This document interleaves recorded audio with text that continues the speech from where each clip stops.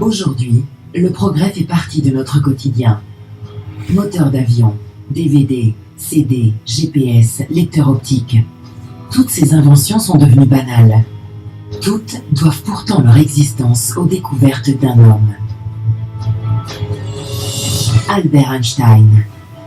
Le physicien le plus connu du XXe siècle est tant adulé par les scientifiques comme par le public que sa seule image rapporte des millions d'euros chaque année. Albert Einstein a révolutionné la physique. Il a redessiné la géométrie de l'univers. C'était il y a un siècle. Comment a-t-il fait? Qui était-il? Quel a été le parcours de cet enfant fasciné par une boussole à l'âge de 5 ans? De cet adolescent rêvant de chevaucher un rayon de lumière? De cet homme déterminé, assailli par des questionnements simples qui ont fait de lui un génie?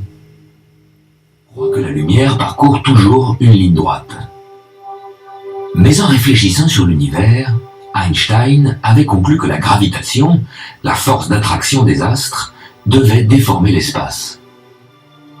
Un corps aussi massif que le Soleil creuse comme un trou dans l'espace-temps. Et ce trou devait théoriquement dévier la lumière, comme au golf où le trou dévie la balle. Mais ce n'était qu'une théorie. Cette théorie fut vérifiée par l'observation du ciel le 29 mai 1919.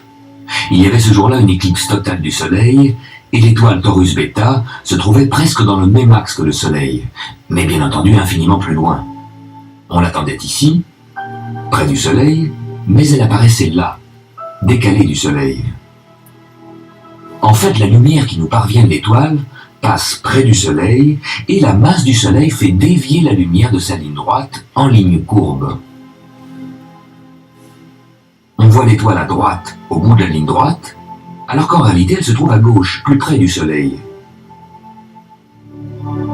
L'énorme masse du Soleil dévie effectivement la lumière.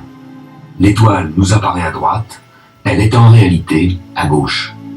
Par cette observation, on a vu que la célèbre théorie de la relativité générale était vraie.